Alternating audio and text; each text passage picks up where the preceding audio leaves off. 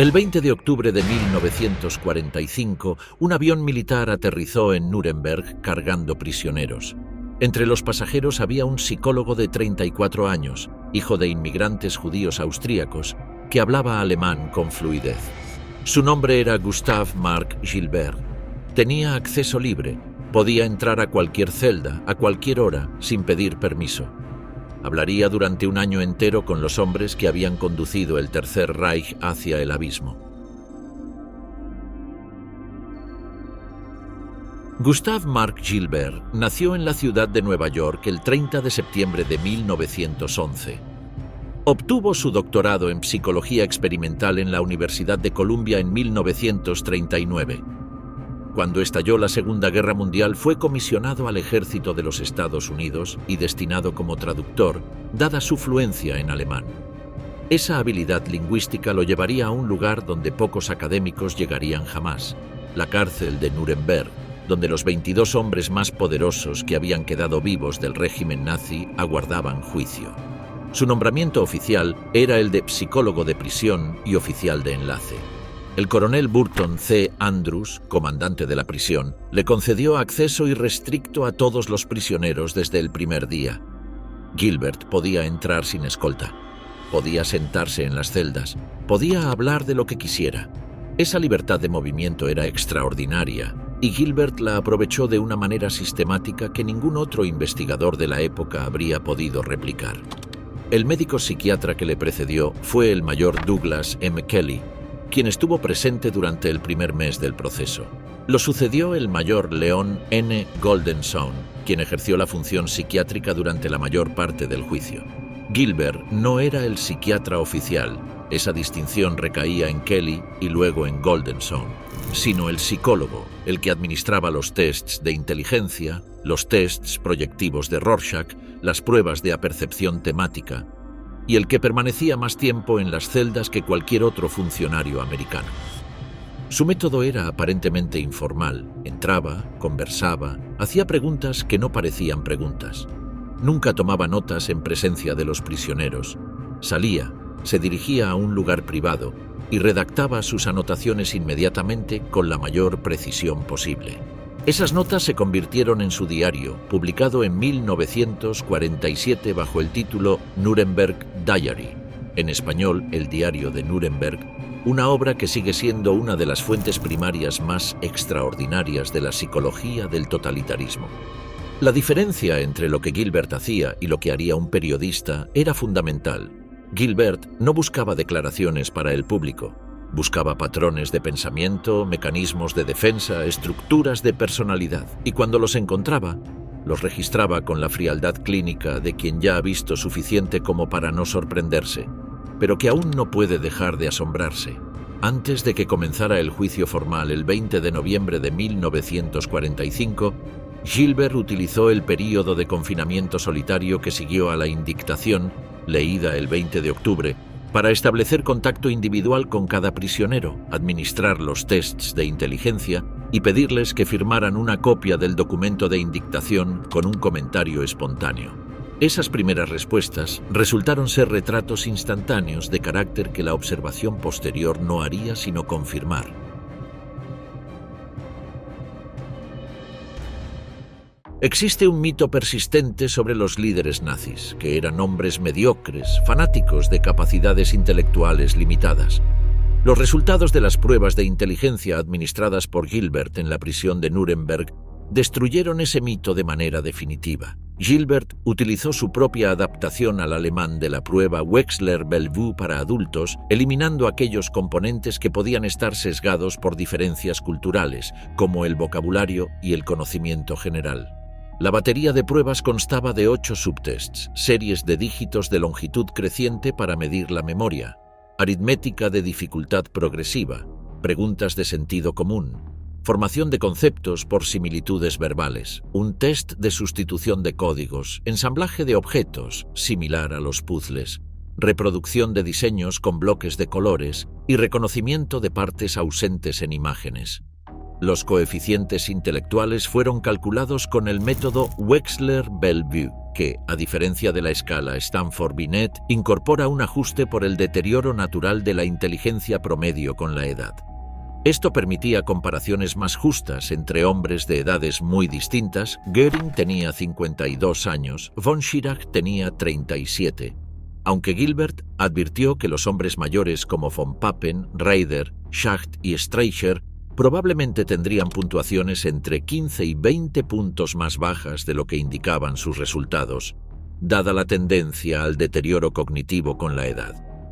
El resultado que más conmocionó a Gilbert, y a Göring en particular, fue el primero del ranking. Hjalmar Schacht, el llamado mago de las finanzas del Reich, obtuvo 143 puntos.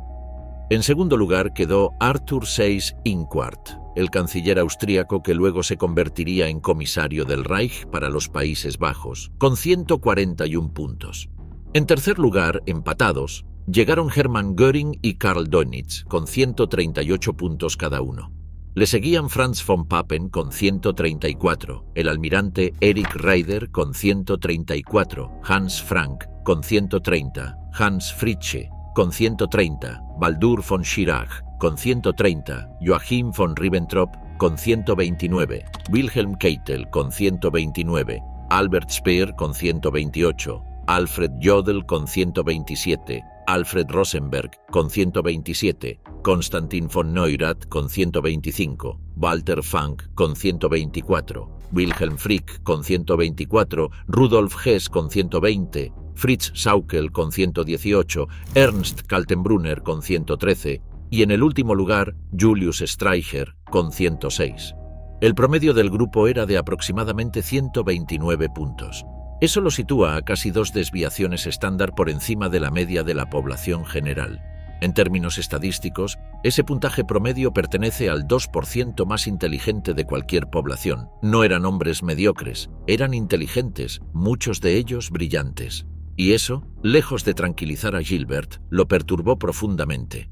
Göring respondió al test de inteligencia con la actitud que lo caracterizaba en todo lo demás: competitiva, egocéntrica y con una necesidad casi física de ser el mejor.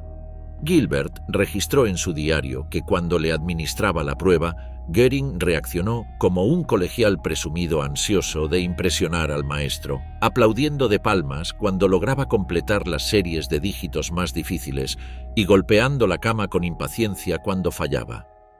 Cuando Gilbert le indicó que había obtenido una de las puntuaciones más altas del grupo, sin decirle que Schacht lo había superado, Göring decidió que los psicólogos americanos realmente tenían algo ahí, mucho mejor que los métodos que los psicólogos alemanes usaban en las estaciones de prueba del Wehrmacht. La noticia de que Schacht, su rival de toda la vida en el dominio económico del Reich, había obtenido el C-PIM más alto, no le llegó a Göring de manera directa. Pero la confirmación implícita de ese hecho en el contexto del juicio alimentó la hostilidad entre ambos que ya venía desde años antes. Keitel, por su parte, se preparó para el test de inteligencia con la meticulosidad de un oficial prusiano. Ordenó su celda, limpió la mesa, puso a un lado las tarjetas usadas después de cada ítem y dijo haber encontrado la objetividad del test superior al tonto sinsentido con que los psicólogos alemanes trabajaban en las estaciones de selección del Wehrmacht. Le comentó a Gilbert que los militares de marina eran mucho más inteligentes políticamente que los militares de tierra porque habían viajado y conocían los temperamentos extranjeros. La conclusión general de Gilbert sobre los resultados era inequívoca. La inteligencia no protege contra la maldad, no es un escudo contra el fanatismo, no impide la participación en crímenes masivos. La evidencia de Nuremberg demostraba lo contrario, que hombres perfectamente capaces de razonamiento abstracto, de planificación estratégica, de gestión burocrática compleja, pueden al mismo tiempo organizar, dirigir y ejecutar el exterminio sistemático de millones de seres humanos. Eso era, a juicio de Gilbert, la verdad más inquietante que el juicio de Nuremberg había producido.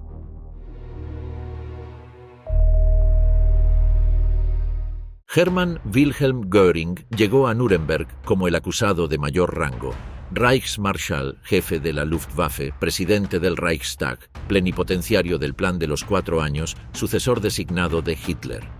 La lista de sus cargos ocupaba más de 3 líneas en el documento de indictación.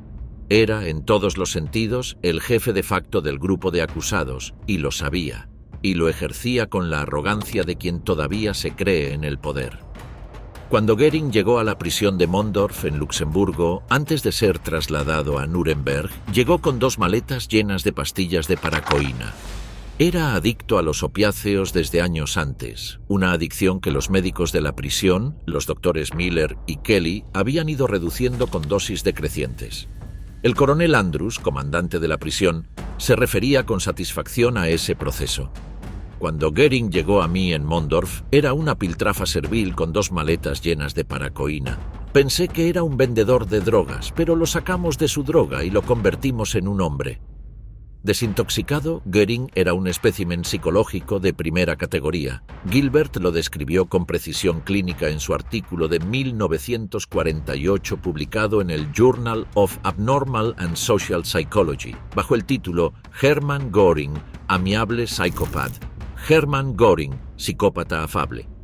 La combinación de términos no era accidental. Göring era genuinamente afable, chistoso, ampliamente informado, capaz de conversar sobre arte, música, historia militar y política internacional con la facilidad de un hombre de mundo. Y al mismo tiempo, su incapacidad para reconocer culpa, su egotismo patológico, su manipulación constante de los demás prisioneros para mantener una línea del partido coherente, y su absoluta indiferencia hacia el sufrimiento humano que sus decisiones habían causado, constituían el cuadro clásico de un trastorno de personalidad antisocial severo. Cuando Gilbert le informó sobre el suicidio de Robert Ley, Göring no mostró ninguna emoción. Su respuesta fue calculada. Está bien que esté muerto, porque tenía mis dudas sobre cómo se comportaría en el juicio. Siempre ha sido tan despistado, siempre haciendo esos discursos tan fantásticos y bombásticos. Estoy seguro de que hubiera hecho el ridículo en el juicio. Bueno, no me sorprende que esté muerto, porque de todos modos se estaba matando bebiendo. En las primeras semanas del juicio, Göring trató de establecer su liderazgo de facto sobre el grupo de acusados de una manera que a Gilbert le resultó clínicamente reveladora. En el comedor donde los prisioneros almorzaban juntos, Göring fijó una mesa de mando y esperaba que los demás acusados de mayor rango ocuparan sus posiciones con respecto a él. Frank describió cómo, incluso en prisión, Göring se detuvo antes de salir a caminar y esperó que Frank se colocara a su izquierda, en la posición de oficial subordinado. ¿Puede imaginarlo incluso ahora, en esta prisión?, le dijo Frank a Gilbert, sacudiendo la cabeza. Ya no me molesto con él. Pero la táctica de Göring era más compleja que el simple ejercicio del rango. Göring intentó activamente mantener lo que Gilbert llamaba un frente unido entre los acusados, una postura colectiva de cinismo hacia el juicio, de negación de la culpa colectiva y de defensa de la reputación histórica del Tercer Reich y de Hitler en particular. Para mantener ese frente, Göring presionaba, adulaba, amenazaba veladamente y controlaba las conversaciones en el comedor con el mismo instinto político que lo había llevado al poder en Alemania. Su actitud hacia el juicio era de cinismo abierto. Desde el primer día, y sin importar cuántas pruebas documentales se presentaran contra él, Göring mantuvo la postura de que el juicio era un asunto político de los vencedores y que él podría responder por todo lo que había hecho, pero no por lo que no había hecho. En conversaciones privadas con Gilbert era notablemente más franco. Naturalmente, ¿creéis que rearmaría de nuevo? Por supuesto que rearmaría. Rearmaría a Alemania hasta que bristara de armas. Solo siento no haber rearmaría todavía más. En cuanto a los tratados internacionales, naturalmente yo los consideré entre nosotros como simple papel mojado. Su reacción cuando vio la película de los campos de concentración proyectada en la sala del tribunal el 29 de noviembre de 1945 fue característica, incómodo por el efecto que tenía la película en los demás acusados, más que por el contenido en sí. «Fue una tarde tan buena hasta que mostraron esa película», le dijo a Gilbert aquella noche. «Estaban leyendo mis conversaciones telefónicas sobre el asunto austríaco, y todo el mundo reía conmigo. Y luego mostraron esa horrible película, y lo arruinó todo. No hubo en Göring, en todo el año que duró el proceso, ningún signo genuino de remordimiento. Su suicidio, cometido la noche del 15 de octubre de 1946, pocas horas antes de que se ejecutara la sentencia de muerte por ahorcamiento, fue el último acto de control que le quedaba disponible. Rudolf Hess llegó a la cárcel de Nuremberg desde Inglaterra en un estado de amnesia total aparente. No reconocía a nadie. No recordaba nada del pasado. Entre sus pertenencias había pequeños paquetes de muestras de alimentos que había envuelto, sellado y etiquetado durante un período de delirios paranoides sobre el envenenamiento de su comida. Se sentaba en su celda en un estado de ausencia apática, sin dar la menor señal de familiaridad con ningún tema mencionado del pasado, incluido su propio vuelo a Escocia el 10 de mayo de 1941. Hess había llegado a Escocia en solitario, pilotando un Messerschmitt Bf 110, sin autorización y sin previo aviso, en un intento aparentemente personal de negociar la paz con Gran Bretaña. El impacto en la jerarquía nazi había sido devastador. Hitler se enfureció. Göring tuvo que declarar públicamente que uno de los líderes más altos del Reich estaba loco. Era una humillación política de primer orden y Göring nunca la perdonó. ¿Cree Hitler que habría enviado al tercer hombre del Reich en una misión en solitario a Inglaterra sin la menor preparación?, le preguntó Göring a Gilbert con indignación. Hitler se puso furioso cuando se enteró. ¿Cree que fue un placer para nosotros tener que declarar públicamente que uno de nuestros principales dirigentes estaba loco? La amnesia de Hess en Nuremberg fue sometida a escrutinio psiquiátrico exhaustivo. Una comisión americana integrada por el Dr. Nolan D. C. Lewis de la Universidad de Columbia, el Dr. Donald E. Cameron de la Universidad McGill y el coronel Paul Schroeder de Chicago lo examinaron en su celda, con Gilbert como intérprete. La conclusión fue que Hess no padecía locura en sentido legal, aunque su amnesia parecía genuina. Cuando se le mostró una película nazi en la que aparecía su propia imagen, no mostró ninguna reacción. La revelación llegó el 30 de noviembre de 1945, durante una sesión cerrada del tribunal convocada para determinar si Hess era competente para defenderse. Cuando su abogado defensor, el Dr. Rorschach, comenzó a argumentar que Hess era incompetente, Hess escribió una nota y pidió que se la entregaran a su abogado, que la ignoró. Entonces Hess interrumpió los procedimientos con una declaración. Mi memoria ha vuelto a estar en orden. Las razones por las que simulé pérdida de memoria fueron tácticas. El tribunal se disolvió en el caos. El abogado defensor quedó completamente desconcertado, sin saber si su cliente había fingido la amnesia antes o la estaba fingiendo ahora. Göring, cuando se enteró, rugió de placer creyendo que Hess había jugado una broma magistral a los psiquiatras. Von Schirach dijo, con ojos abiertos de asombro, «Bueno, eso es el fin de la psicología científica». Cuando Gilbert visitó a Hess en su celda esa noche, la memoria de Hess estaba perfectamente en orden. Pudo responder preguntas sobre su encarcelamiento, sobre su vuelo a Escocia, sobre su papel en el partido. Cuando Gilbert le preguntó qué había dicho Hitler cuando supo del vuelo, Hess se erizó. «No sé lo que dijo y no quiero saberlo, no me interesa». Los tests de inteligencia repetidos mostraron una mejora moderada en la memoria, pero Hess cometió algunos de los mismos errores que antes.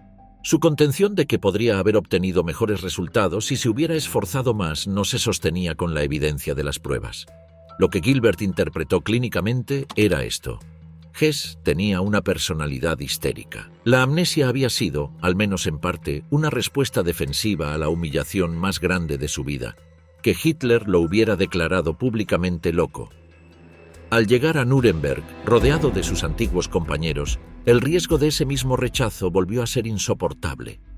Cuando Gilbert le advirtió que probablemente no lo dejarían volver a juicio si seguía pareciendo incompetente, Hess decidió que ya era hora de terminar con el juego. Durante el juicio, Hess manifestó tendencias paranoides continuas. Göring refirió que Hess hacía comentarios sobre una máquina instalada bajo su celda para enloquecerlo con el ruido del motor, que cuando el café estaba demasiado caliente, asumía que querían quemarlo, cuando estaba frío, que querían molestarlo. El único prisionero que había llegado a Nuremberg con paquetes de comida sellados para evitar el envenenamiento. La pena impuesta al final fue cadena perpetua. Hess moriría el 17 de agosto de 1987, a los 93 años, en la prisión de Spandau en Berlín Occidental, el último prisionero de esa instalación. Joachim von Ribbentrop, ministro de Relaciones Exteriores del Tercer Reich, el hombre que había firmado el pacto Molotov-Ribbentrop en agosto de 1939 que abrió el camino a la invasión de Polonia, llegó a la celda número 7 de la prisión de Nuremberg como una versión fantasmal del arrogante diplomático que había sido. Gilbert lo describió con una precisión que resulta casi cruel en su exactitud. La quiebra del sistema que había respaldado su diplomacia con fuerza armada había sacado todo el espinazo falso de su carácter débil. Lo que quedaba era un oportunista confuso y desmoralizado en la derrota, sin siquiera un argumento consistente para mantener un frente presentable. En las semanas previas al juicio, Ribbentrop escribía memorandos interminables y pedía consejo a todo el que se acercara a él, a los médicos, a los guardias de celda, a los repartidores de comida, al barbero. El médico alemán de prisión observó que si hubiera habido un conserje en la instalación, von Ribbentrop también le hubiera pedido consejo sobre su defensa de la política exterior nazi. En las interrogaciones previas al juicio, Ribbentrop se quejaba frecuentemente de fallos de memoria y preguntaba a los interrogadores qué pensaban sobre todo. Göring, que nunca tuvo estima por él, lo describió a Gilbert como un egotista sin límites. Un vendedor de vinos que tuvo éxito en los negocios, pero que no tenía ni el bagaje ni el tacto para la diplomacia. Y añadió, con el tono de quien cree tener autoridad para juzgar la competencia ajena. Cuando fue presentado al rey de Inglaterra, lo saludó con el saludo Heil Hitler, que los ingleses consideraron naturalmente un insulto a la corona. Ribbentrop tenía una necesidad obsesiva de hablar de la personalidad magnética de Hitler. Después de que en el juicio se proyectara la película documental del ascenso nazi al poder que incluía imágenes de Hitler en acción, Ribbentrop lloró. No de remordimiento, sino de añoranza. ¿No puede sentir la fuerza terrible de su personalidad?, le preguntó a Gilbert con los ojos húmedos. No sé si usted puede, pero nosotros podemos sentirla. Y luego en su celda, esa noche, fue aún más lejos. Incluso con todo lo que sé, si Hitler viniera a mí ahora mismo, simplemente no podría renunciar a él. Esa incapacidad de separarse psicológicamente de Hitler era, para Gilbert, uno de los rasgos más significativos del perfil de Ribbentrop. No era solo lealtad política, era algo que se parecía más a una dependencia emocional, a la estructura de pensamiento de alguien que nunca había tenido una convicción propia, sino que se había apropiado de las convicciones del más cercano al poder. La inconsistencia era el rasgo dominante. Un día Ribbentrop afirmaba que había advertido a los ingleses que lucharían. Al día siguiente decía que nunca pudo contradecir a Hitler después de que éste le gritara en 1940. Un día insistía en que el pacto de Múnich no había sido violado legalmente. Al día siguiente admitía que fue absolutamente una promesa rota. Cuando Gilbert le señalaba las contradicciones, Ribbentrop sonreía obsequiosamente y le aseguraba que él, Gilbert, no entendía esas cosas. El tribunal le encontró culpable en los 4 cargos. Fue ejecutado por ahorcamiento el 16 de octubre de 1946, el primero de los condenados en ser llevado a la horca en el gimnasio de la prisión de Nuremberg.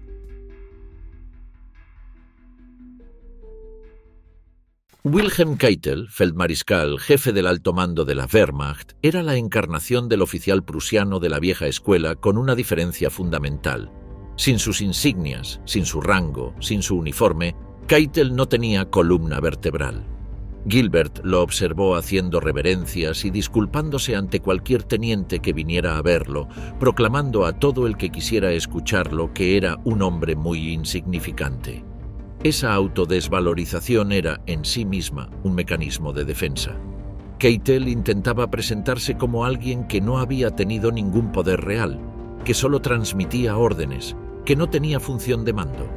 Cuando Gilbert le preguntó sobre su reacción a la indictación, Keitel había subrayado el pasaje que sostenía la responsabilidad colectiva de todos los miembros de la conspiración y rechazaba la excusa de cumplir órdenes. ¿Cómo pueden acusarme de conspirar para librar una guerra de agresión cuando yo no era más que la boca que transmitía los deseos del Führer?, preguntó Keitel. Como jefe de Estado Mayor no tenía ninguna autoridad en absoluto, ninguna función de mando, nada. Todo lo que podía hacer era transmitir sus órdenes al personal y ver que se ejecutaran. Cuando le presentaban las órdenes firmadas por él, órdenes de ejecutar a 50 o 100 comunistas por cada soldado alemán caído en el este, órdenes de entregar paracaidistas a la SD para su ejecución, órdenes que eliminaban las protecciones de la ley internacional en el frente oriental, Keitel respondía invariablemente que él solo cumplía órdenes y que eso era lo que se esperaba de un oficial. Lo que a Keitel más le perturbaba, según el análisis de Gilbert, no era la acusación de haber participado en la conducción de una guerra que mató a decenas de millones de personas. Era la acusación de haber participado en los complots de asesinato contra el general francés Giraud y el oficial que escapó de un campo de prisioneros. Esas historias, en el código de valores de Keitel, atacaban su honor como oficial, lo cual era algo cualitativamente diferente y peor que haber firmado órdenes de ejecución en masa. Alfred Jodl, general de operaciones del alto mando, era diferente de Keitel en un aspecto importante. Tenía carácter propio. Rígido, poco comunicativo al principio, Jodl fue adquiriendo una articulación mayor a medida que avanzaba el juicio. Declaró al tribunal que Hitler había sido una obra maestra del secreto y una obra maestra del engaño a través de Himmler.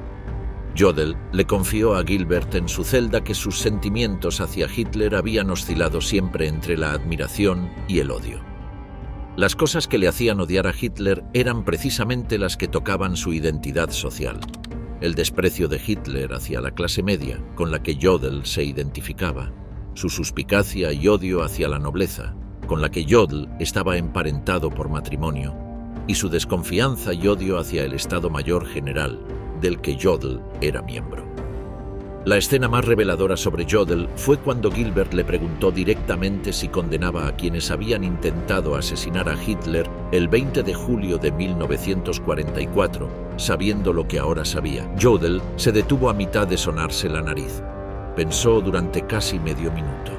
Finalmente respondió: «Bueno, si hubieran sabido entonces lo que sabemos ahora, eso es diferente». Pero se negó a ir más lejos. El doble trato, la duplicidad, le repugnaba. Un oficial debía o seguir órdenes o dimitir. No podía estrechar la mano al líder y luego organizar su asesinato. La condena del tribunal fue unánime para Jodl, culpable en los 4 cargos, ahorcado el 16 de octubre de 1946.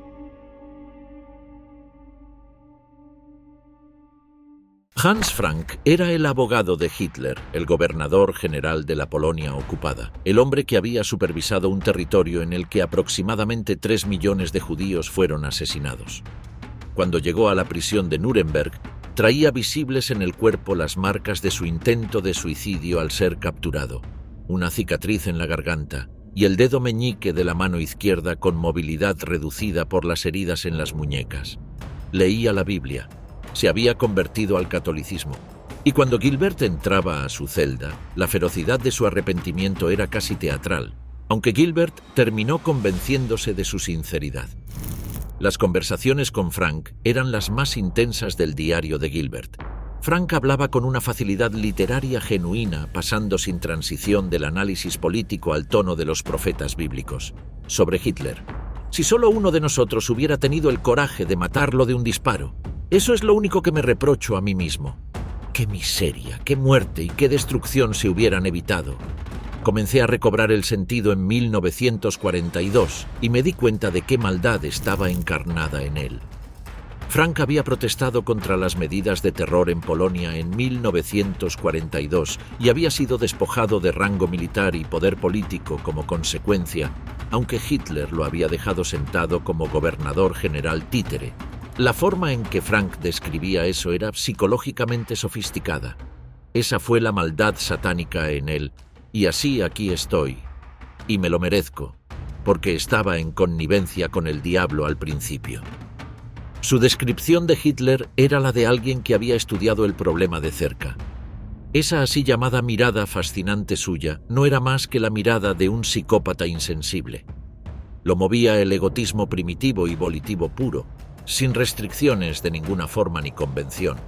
Por eso odiaba todas las instituciones legales, diplomáticas y religiosas, los valores sociales que representaban restricciones a su expresión impulsiva del ego. Frank soñaba. Sus sueños eran los de un hombre reconciliado con la muerte, pero no con el horror de lo que había participado. Le describió a Gilbert sueños de vastos mares, altas montañas y cielos abiertos. Estos sueños me llevan mucho más allá de los confines de esta celda. En uno reciente, Hitler había aparecido en la visión, en el tribunal, y le había dicho: «Has jurado fidelidad hasta la muerte. Ven». Frank describió esto con tal fervor dramático y confianza secretiva que Gilbert, por un momento, casi sospechó una alucinación. La forma en que Frank respondió a las preguntas de verificación disipó cualquier duda sobre su orientación normal. El diagnóstico implícito de Gilbert sobre Frank era el de un hombre de alta inteligencia, CII 130, con una estructura de personalidad profundamente narcisista, que había encontrado en el catolicismo y en el arrepentimiento público un nuevo escenario para el teatro del yo. El remordimiento era genuino, pero la performance del remordimiento también era genuina. Culpable en los cargos tercero y cuarto. Ejecutado el 16 de octubre de 1946. Hjalmar Horace Greeley Schacht, presidente del Reichsbank, ministro de Economía, era el hombre con el ZTM más alto de todos los acusados, y lo sabía, y no hacía ningún esfuerzo por ocultarlo. Había pasado los 10 meses anteriores a ser detenido por los americanos en un campo de concentración bajo sospecha de conspirar contra Hitler, y su indignación por encontrarse en el banquillo de los acusados junto a criminales a los que él consideraba infinitamente peores que él era constante, articulada y refrescantemente sincera en su arrogancia. Varios de los acusados no son culpables, la mayoría son criminales directos, le dijo Schacht a Gilbert el 23 de octubre de 1945, con la despreocupación de quien está dando un informe de situación. Incluso Ribbentrop debería ser colgado por su estupidez. No hay peor crimen que la estupidez. Cuando Gilbert le señalaba que ese juicio era una buena cosa para la historia y la ciencia, Schacht respondía que todo lo que necesitaba era media hora en el estrado, porque su oposición a las políticas agresivas de Hitler es un libro abierto. Al fin y al cabo, él me metió en un campo de concentración por ello. La psicología de Schacht era la de un intelectual genuino con una autoestima colosalmente inflada y una capacidad real para el autoengaño. Había financiado el rearme de Alemania con ingenio notable, acuñando billetes sin respaldo en la práctica, creando instrumentos financieros que permitían el gasto militar encubierto. Y luego, cuando Hitler comenzó a absorber todos los recursos financieros del país en armamento sin límite, Schacht retiró su cooperación y fue progresivamente marginado. En 1944 fue detenido y enviado a Flossenbürg.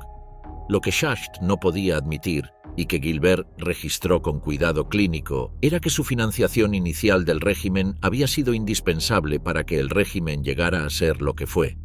Schacht había ayudado a construir la máquina y luego protestaba por lo que la máquina hacía.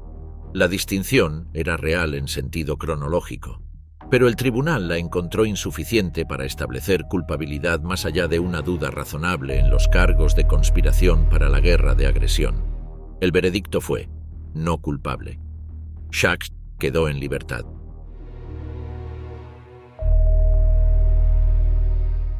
Julius Streicher era el único de los acusados de Nuremberg sobre quien existía un consenso unánime entre los demás, que estaba por debajo de los estándares mínimos que ellos aplicaban a sus propios pares.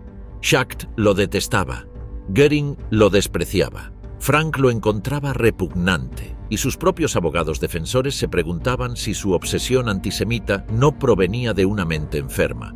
Streicher había fundado y dirigido durante décadas el semanario Der Stürmer, una publicación de propaganda antisemita de carácter explícitamente pornográfico y escatológico que llegó a tener una circulación de 2 millones de ejemplares.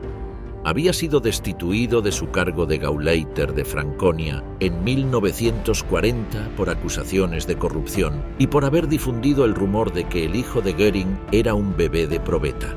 Incluso entre los nazis, Streicher había sido demasiado para algunos.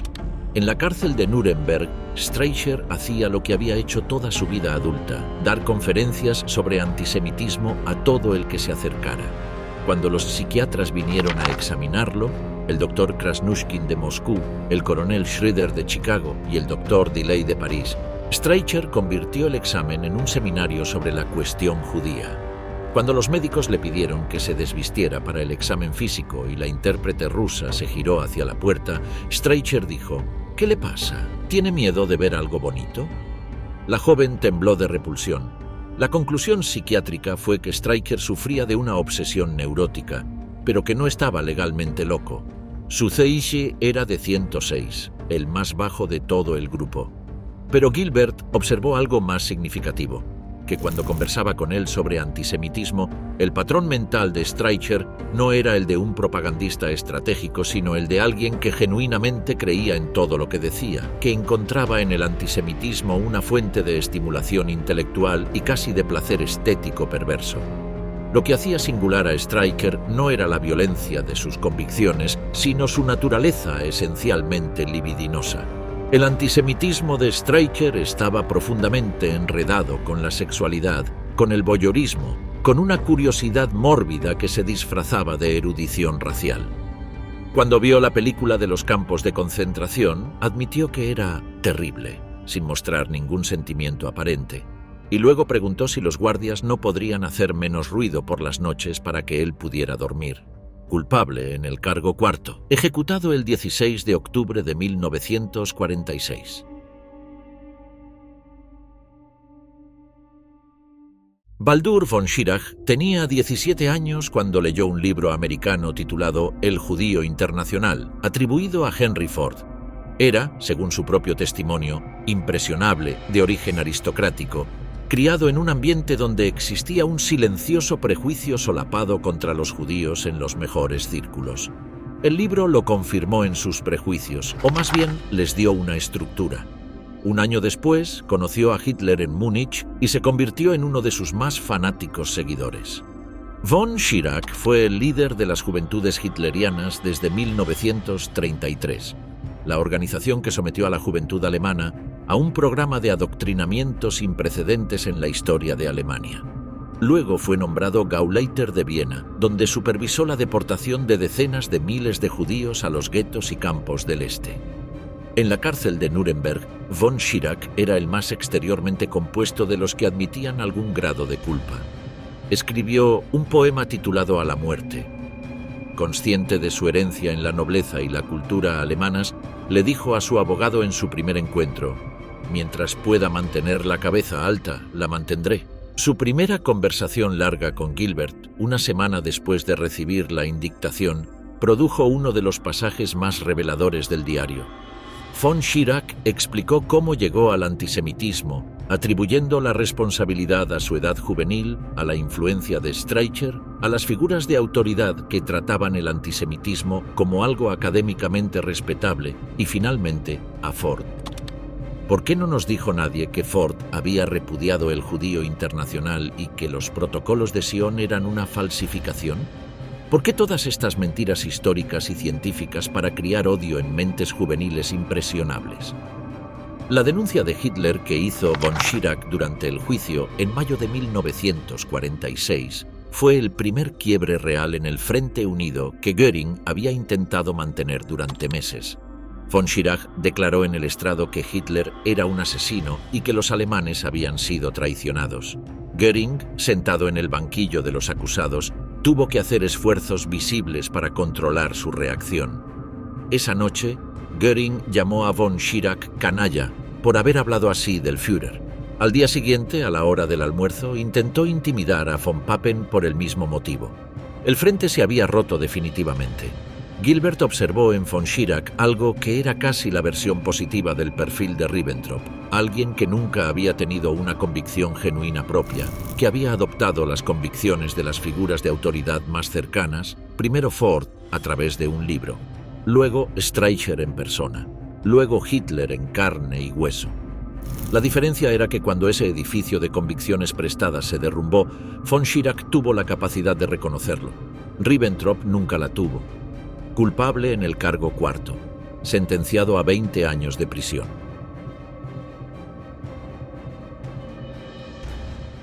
Albert Speer era el acusado que más incomodaba a Gilbert desde el punto de vista moral, precisamente porque era el más inteligente sobre su propia culpa. Arquitecto de formación, nombrado ministro de Armamentos y Municiones en 1942 sin experiencia previa en el cargo, Speer había organizado la producción de guerra alemana con una eficiencia tecnocrática que prolongó la guerra varios años más de lo que hubiera durado sin su intervención. Esa extensión de la guerra costó millones de vidas adicionales, y Speer lo sabía. No intentaba esconderse detrás de la ignorancia ni detrás de las órdenes. Su postura desde el primer día fue que el proceso era necesario, que existía una responsabilidad colectiva en el liderazgo nazi por los crímenes cometidos, y que la excusa de cumplir órdenes era inadmisible en un sistema autoritario precisamente porque el consentimiento tácito de todos los niveles del liderazgo era lo que hacía posible el sistema. Lo que Speer reconocía abiertamente era su propia ceguera voluntaria.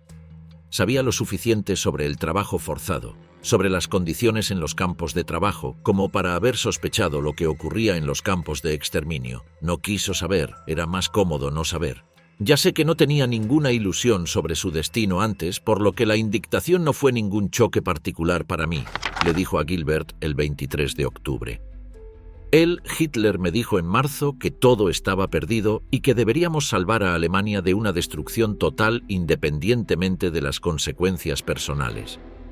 Hitler respondió que si Alemania no podía ganar la guerra, no merecía sobrevivir.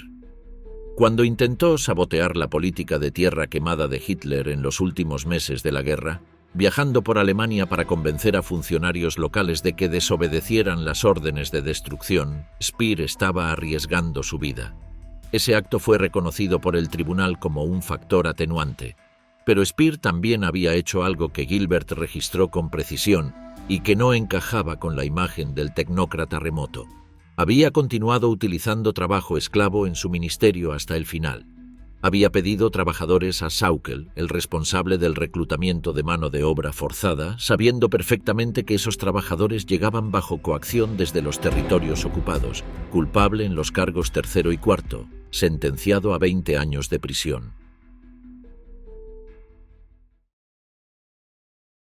Alfred Rosenberg fue el ideólogo oficial del Partido Nacional Socialista, autor de El mito del siglo XX, el texto de referencia del racismo nazi, y Reichsminister para los territorios del este ocupados, donde diseñó y supervisó las políticas de explotación, germanización y exterminio.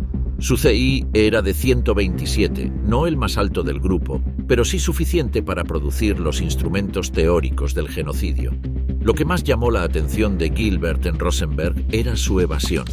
Cuando otros acusados, como Frank o von Schirach, reconocían abiertamente haber participado en algo horrible, Rosenberg volvía siempre al argumento de que él solo había buscado una solución pacífica al problema racial. Cuando Frank le preguntó en el comedor, delante de otros acusados y de Gilbert, ¿tenía sentido toda esa política racial? De todos modos, Rosenberg guardó silencio. Cuando finalmente respondió, dijo: «Por supuesto, no esperábamos que llevara a cosas tan terribles como el asesinato en masa y la guerra. Yo solo buscaba una solución pacífica al problema racial». La discusión sobre la Inquisición que protagonizaron Frank, Rosenberg, Kaltenbrunner y Seyss-Inquart en el comedor durante el juicio de von Papen fue uno de los intercambios más reveladores del diario.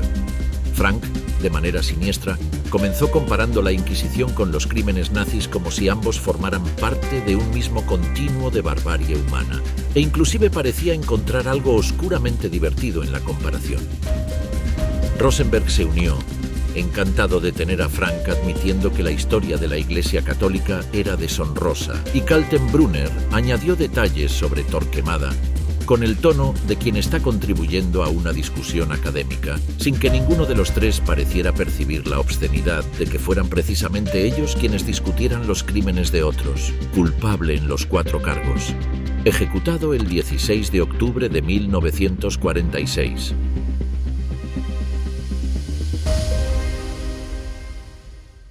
Ernst Kaltenbrunner, jefe de la Oficina Central de Seguridad del Reich, que incluía la Gestapo, el SD y la Policía Criminal, desde enero de 1943, llegó al estrado de los acusados semanas después que los demás, debido a una hemorragia cerebral sufrida durante el juicio. Cuando finalmente apareció, con su enorme estatura y su cara marcada por profundas cicatrices, el efecto sobre sus coacusados fue inmediato y físico. Gilbert describió el momento.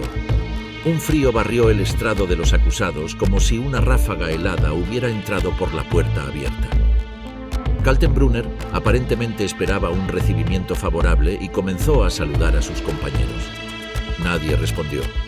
Jodl, el más cercano a la puerta, fue prácticamente obligado a estrechar su mano cuando Kaltenbrunner se la extendió.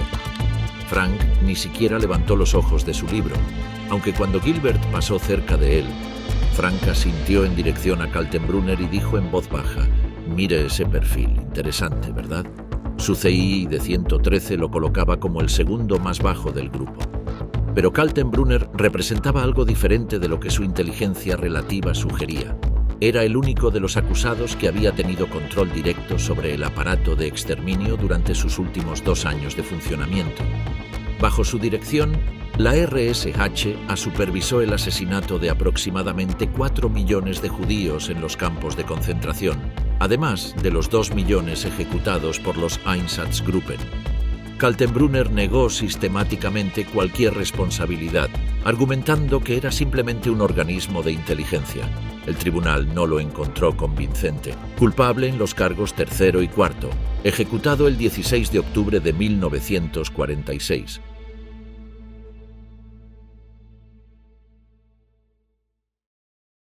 El almirante Karl Dönitz, que había sucedido a Hitler como jefe de Estado alemán durante los 11 días finales del Reich antes de la capitulación, y el gran almirante Erich Raeder, que había construido y comandado la Marina alemana durante 15 años, representaban en el juicio el caso de los militares que creían haber cumplido simplemente su deber profesional sin participar en los crímenes ideológicos del régimen.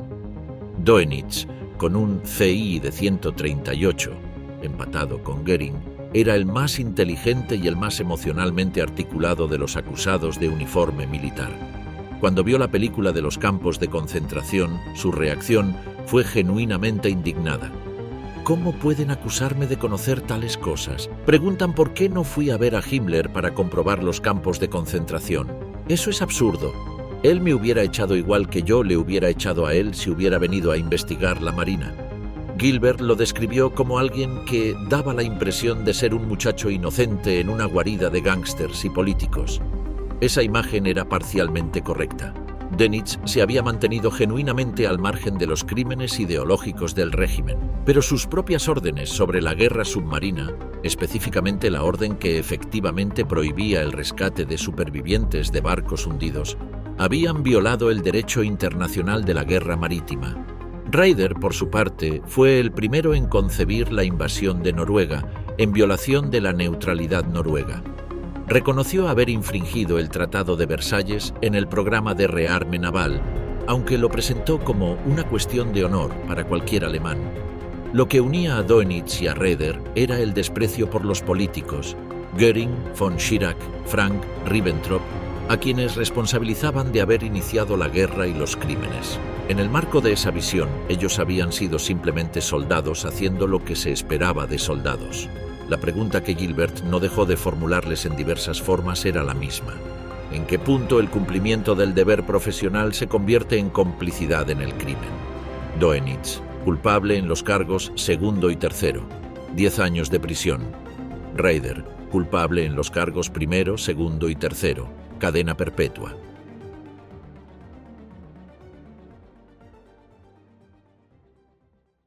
Walter Funk, sucesor de Schacht como ministro de Economía y presidente del Reichsbank, lloró cuando vio la película de los campos. Lloró de nuevo cuando el tribunal presentó las pruebas sobre el acuerdo que él había firmado con Himmler en 1942, por el cual el Reichsbank recibía oro y joyas de las SS, el oro de los empastes dentales y las gafas de las víctimas de los campos de exterminio, las joyas personales tomadas de quienes eran conducidos a las cámaras de gas. Funk afirmó que no sabía qué enviaban las SS. El tribunal consideró que o sabía o deliberadamente se negaba a saber. Su CI de 124 era respetable. Su carácter era el de un hombre que funcionaba bien en tiempos de prosperidad y que se derrumbaba bajo cualquier presión moral real. Gilbert lo observó llorando con regularidad, pidiendo pastillas para dormir, repitiendo «horrible, horrible», sin que eso pareciera traducirse en ninguna comprensión de su propia responsabilidad. Wilhelm Frick, ministro del Interior durante los primeros años del Reich, fue el arquitecto legal de la maquinaria de persecución.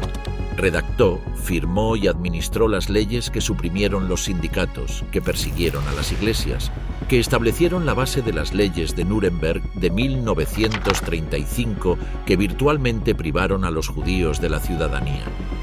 Su reacción a la indictación fue la de un abogado. Toda la indictación descansa sobre la asunción de una conspiración ficticia.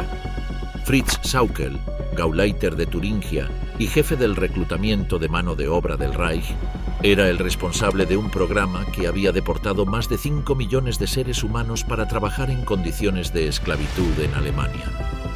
Su propia declaración del 1 de marzo de 1944 quedó registrada en el expediente.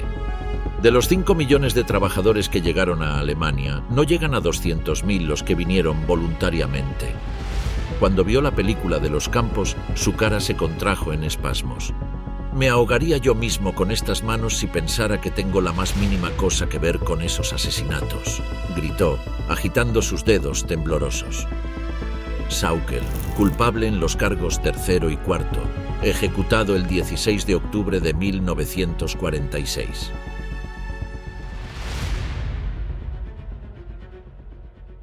Konstantin von Neurath, ministro de Asuntos Exteriores en los primeros años del régimen nazi y luego protector de Bohemia y Moravia, era el representante de la diplomacia alemana de la época guillermina que había prestado su respetabilidad al régimen para darle una apariencia de normalidad ante el mundo. Cuando el tribunal leyó los documentos que mostraban las políticas de germanización y terror bajo su administración en el protectorado, von Neurath protestó que no había podido hacer nada al respecto, que había dimitido en cuanto pudo. El tribunal encontró que había permanecido en el cargo lo suficiente como para supervisar la abolición de la prensa libre, los partidos políticos y los sindicatos, y para administrar un territorio donde se cometían crímenes de guerra. Franz von Papen era el personaje más complejo del grupo desde la perspectiva de Gilbert. Canciller del Reich antes de Hitler, había sido el político que maniobró para que Hitler fuera nombrado canciller en enero de 1933, convencido de que podría controlarlo desde el gabinete. Fue en esa ilusión donde residía toda la tragedia de von Papen como figura histórica. Era un hombre de cortesía impecable, de 70 años, que mostraba irritabilidad solo cuando alguna incomodidad física lo perturbaba. Con Gilbert era expansivo sobre Hitler. Era un mentiroso patológico, eso es obvio. No puedo entenderlo exactamente. Creo que quería lo mejor para Alemania al principio, pero se convirtió en una fuerza de mal sin razonamiento con los halagos de sus seguidores. Von Papen argumentó durante el juicio que había permanecido en el gobierno y luego como embajador en Austria y Turquía para intentar hacer el bien, para evitar males mayores. Esta era la misma lógica que muchos colaboradores de regímenes totalitarios han empleado en todos los tiempos, la lógica de que es mejor estar dentro que fuera, de que la influencia moderada desde adentro supera la impotencia desde afuera. El tribunal no encontró suficiente evidencia de que von Papen hubiera formado parte de la planificación de guerras de agresión en sentido legal. Veredicto: no culpable. Von Papen fue liberado.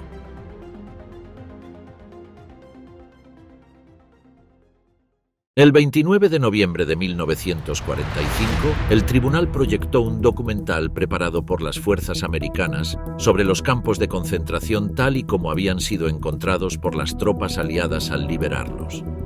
Gilbert y Kelly fueron apostados en ambos extremos del banquillo de los acusados con instrucciones de observar y tomar notas durante la proyección. Las anotaciones de Gilbert durante esa hora de película constituyen uno de los documentos psicológicos más extraordinarios del siglo XX. Cada minuto, aproximadamente, Gilbert registraba el comportamiento de cada acusado.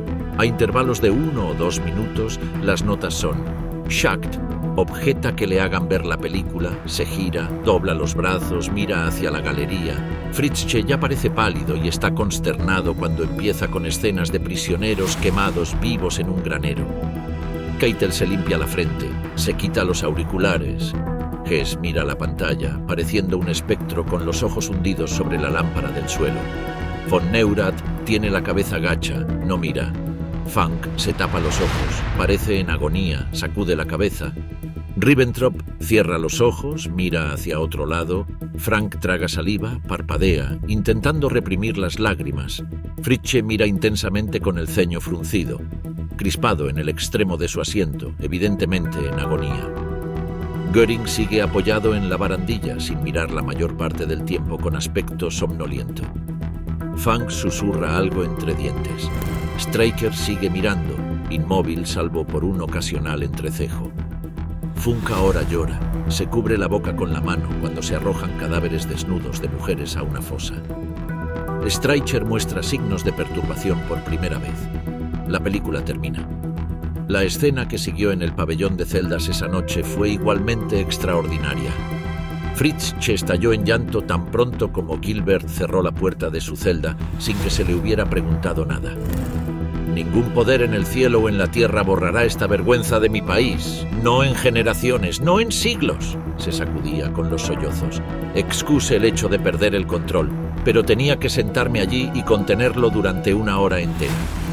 Von Schirach parecía relativamente compuesto, pero dijo: «No sé cómo pudieron hacer tales cosas los alemanes». Frick hizo débiles intentos de racionalización sobre la interrupción de las comunicaciones en los últimos meses, y luego cambió de tema y preguntó si no iban a sacarlos a pasear. Funk estaba tan deprimido que estalló en llanto tan pronto como se le mencionó la película. «¡Horrible! ¡Horrible!», repetía con voz ahogada. Cuando le preguntaron si necesitaba una pastilla para dormir, sollozó: «¿Para qué? ¿Para qué?». Streicher admitió que la película era terrible sin mostrar ningún sentimiento aparente y luego preguntó si los guardias no podrían hacer menos ruido por las noches. Speer no mostró efectos emocionales externos, pero dijo que estaba aún más resuelto a reconocer la responsabilidad colectiva de la dirección del partido y a absolver al pueblo alemán de la culpa. Frank estaba extremadamente deprimido y agitado. Tan pronto como se mencionó la película, empezó a llorar con vergüenza y rabia. Pensar que vivíamos como reyes y creíamos en esa bestia. No dejen que nadie les diga que no tenían ningún ideal. Todos intuían que algo estaba horriblemente mal en este sistema, aunque no supiéramos todos los detalles. No querían saber. Era demasiado cómodo vivir del sistema, mantener a nuestras familias en estilo regio y creer que todo estaba bien. «Nos tratan demasiado bien», dijo, señalando la comida sobre la mesa que no había tocado. «Sus prisioneros y nuestra propia gente se morían de hambre en nuestros campos. Que Dios tenga piedad de nuestras almas». Saukel estaba completamente derrumbado. Su cara se contraía en espasmos y temblaba de la cabeza a los pies. «Me ahogaría yo mismo con estas manos si pensara que tengo la más mínima cosa que ver con esos asesinatos. Es una vergüenza». Schacht ardía de indignación. «¿Cómo se atreven a hacerme sentar allí con esos criminales y ver una película sobre las atrocidades de los campos de concentración?» Y Göring, aquella noche, cuando Gilbert lo visitó, fue una tarde tan buena hasta que mostraron esa película. Estaban leyendo mis conversaciones telefónicas sobre el asunto austríaco, y todo el mundo reía conmigo. Y luego mostraron esa horrible película, y lo arruinó todo.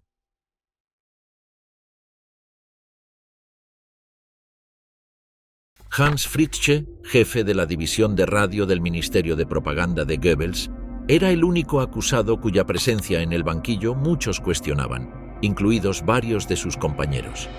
Göring llegó a decir: «Nunca había oído hablar de Fritzsche». Fritzsche tenía el mismo CA que Frank, 130, y era, en ciertos aspectos, el más atormentado de todos, no porque hubiera participado directamente en los crímenes como Frank, sino precisamente porque era plenamente consciente del papel que la propaganda había jugado en hacer posibles esos crímenes y de su propia participación en esa propaganda. Cuando vio la película de los campos, fue el primero en derrumbarse. Cuando Gilbert le visitó esa noche, le dijo que el viernes y el sábado anteriores habían sido los primeros días de su vida en que no podía rezar. Fue más allá de mi imaginación más salvaje. Lo que Fritzsche ponía en palabras era algo que Gilbert encontraba especialmente valioso. La perspectiva de alguien que había creído genuinamente en la misión del Reich, que había participado en la construcción del aparato mental que hizo posible que millones de alemanes cerraran los ojos ante los crímenes y que ahora tenía que vivir con eso. «Alguien tiene que responder por ello», le dijo Fritzsche a Gilbert. «Pero déjenos explicar nuestra posición ante el mundo para que al menos no muramos bajo esta horrible carga de vergüenza». El tribunal, en uno de sus veredictos más sorprendentes, encontró a Fritzsche no culpable, considerando que sus emisiones de radio, aunque de naturaleza propagandística, no tenían la intención de incitar al pueblo alemán a cometer atrocidades contra los pueblos conquistados.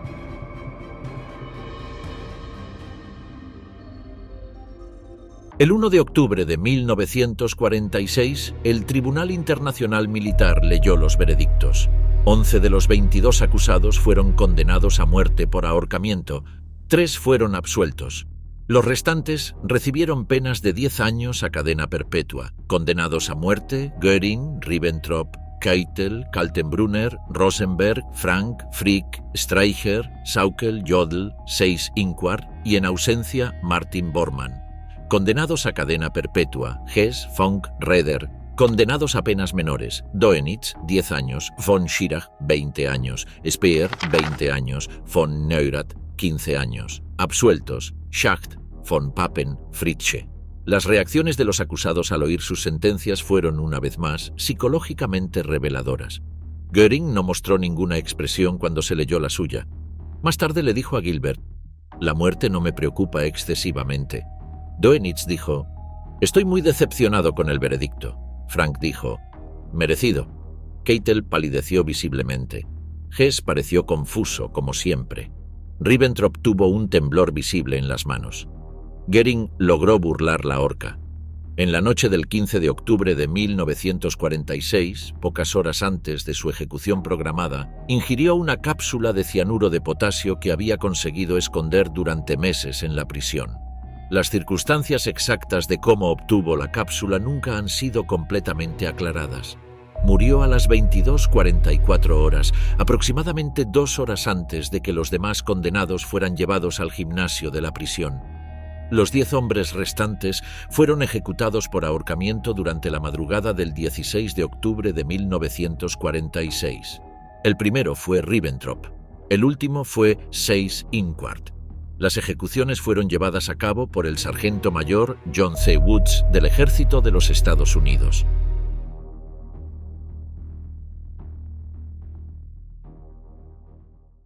Cuando Gilbert escribió su libro El diario de Nuremberg, publicado en 1947, y luego su estudio más formal, La psicología de la dictadura, publicado en 1950, la pregunta que estructuraba todo su pensamiento era la misma que había llevado a Nuremberg. ¿Qué clase de seres humanos hacen estas cosas? La respuesta que el año en las celdas de Nuremberg le había dado era perturbadora en su complejidad. No eran monstruos en el sentido de ser fundamentalmente diferentes de los seres humanos normales. Eran personas de inteligencia superior a la media, muchos de ellos con formación académica, con carreras previas respetables, con familias, con sentido del humor. Lo que los distinguía no era una anomalía congénita, sino una combinación de rasgos de personalidad, presiones institucionales y condiciones históricas que habían producido el resultado. Lo que Gilbert identificó en términos de rasgos de personalidad individuales podría resumirse así. En Göring, un egotismo patológico y narcisismo extremo, combinado con capacidad intelectual genuina. Ausencia total de empatía funcional, necesidad compulsiva de dominación y admiración. Un cinismo filosófico que le permitía racionalizar cualquier acción en términos de poder y resultado. En Hess, una personalidad histérica con tendencias paranoides, propensa a la fuga psicológica bajo presión extrema, dependencia emocional total hacia la figura del líder. En Ribbentrop, ausencia casi total de carácter autónomo, una personalidad que solo existía en función de su relación con el poder. incapaz de tener una opinión propia o de sostenerla bajo cualquier tipo de presión. En Keitel, obediencia erigida en filosofía moral, la incapacidad de concebir que la obediencia pueda ser un crimen en sí misma cuando lo que se obedece son órdenes criminales. En Frank, inteligencia brillante combinada con debilidad de carácter que lo había llevado a participar en crímenes que su propia inteligencia le permitía ver claramente como crímenes. El arrepentimiento genuino no borraba esa contradicción. En Streicher, una obsesión de naturaleza neurótica con componentes libidinosamente perversos que se había transformado en el motor de una campaña de odio de décadas de duración. En von Schirach, la plastilina de carácter de alguien cuyas convicciones siempre fueron prestadas y que pudo, cuando el andamiaje de préstamos se derrumbó, reconocer el error y articularlo públicamente. En Speer, la disociación cognitiva del tecnócrata, capaz de dividir su mundo en la esfera de la competencia técnica, donde su trabajo era legítimo, y la esfera de los crímenes, sobre los que deliberadamente no quería saber demasiado. Pero lo que Gilbert encontró más significativo y que articuló en un ensayo posterior era la estructura de grupo. Individualmente, muchos de estos hombres podrían haber tenido carreras respetables, o al menos no criminales. En el sistema del Tercer Reich, sus rasgos individuales se articulaban en una maquinaria colectiva. El narcisismo de Göring requería el servilismo de Keitel. El cinismo filosófico de Göring complementaba el vacío moral de Ribbentrop. La capacidad de racionalización de Speer hacía posible la implementación técnica que el fanatismo de Streicher solo podía inspirar pero no ejecutar. La conclusión de Gilbert que más resonó en la psicología posterior fue su formulación sobre la maldad. Cuando Hannah Arendt acuñó el término banalidad del mal para describir a Adolf Eichmann en 1963, estaba articulando algo que Gilbert había observado y documentado 16 años antes en Nuremberg, que los grandes crímenes de la historia no requieren monstruos, requieren personas ordinarias dispuestas a compartimentar su humanidad cuando el sistema en el que operan lo demanda.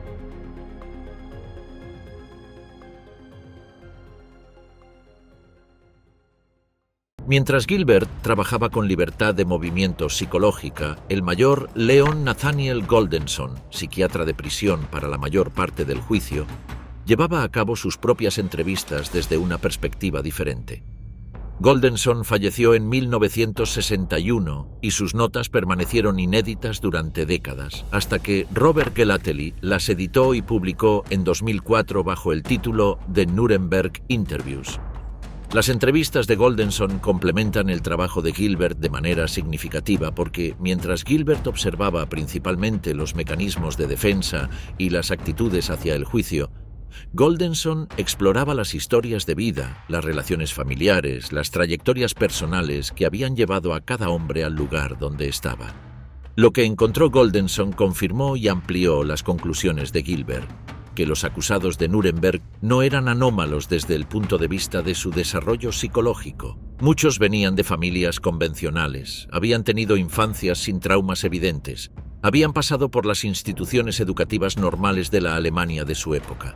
Lo que los había transformado no era un defecto de fábrica, sino la interacción entre sus rasgos de carácter: el narcisismo, la necesidad de pertenencia, la propensión a la obediencia, la capacidad de racionalización, y un sistema político que premiaba exactamente esos rasgos y castigaba los opuestos.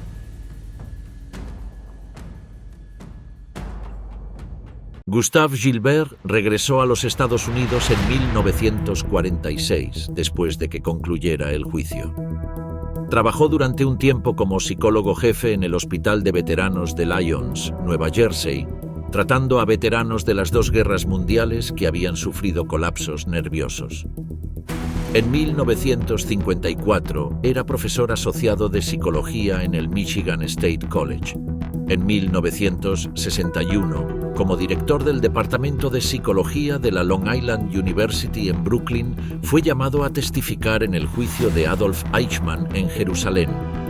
En ese juicio, Gilbert describió lo que los acusados de Nuremberg, especialmente Kaltenbrunner y Rudolf Höss, el comandante de Auschwitz, le habían dicho sobre el papel de Eichmann en el exterminio. El tribunal no admitió sus análisis psicológicos de los prisioneros de Nuremberg como parte de su testimonio oficial, pero sus observaciones ayudaron a establecer la escala del conocimiento que existía en los niveles más altos del régimen sobre el papel específico de Eichmann. Gilbert murió el 6 de febrero de 1977, en Manhasset, Nueva York. Tenía 65 años. Su trabajo con los acusados de Nuremberg siguió siendo estudiado en universidades y colegios, especialmente en el campo de la psicología. Pero su contribución más duradera fue quizás la más simple.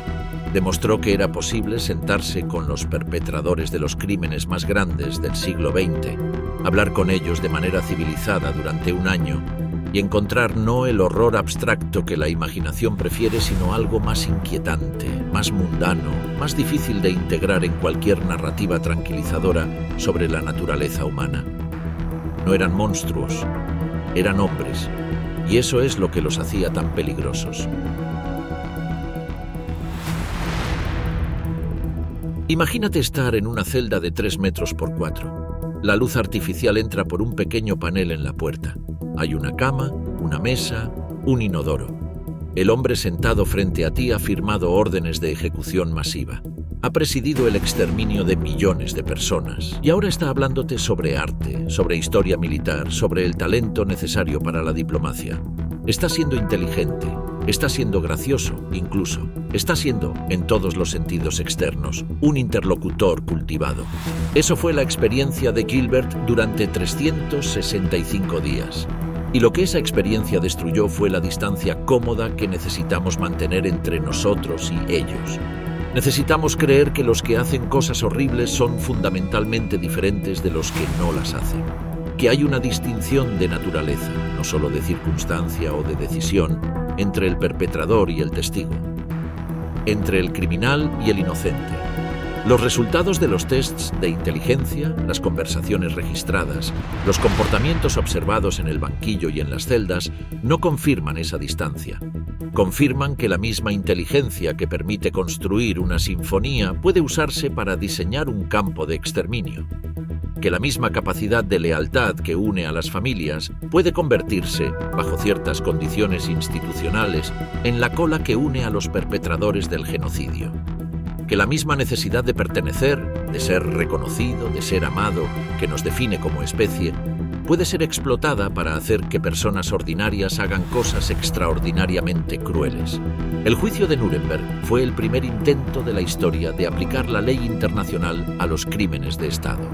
El trabajo de Gilbert y Goldenson fue el primer intento sistemático de entender desde adentro la psicología de quienes los cometieron.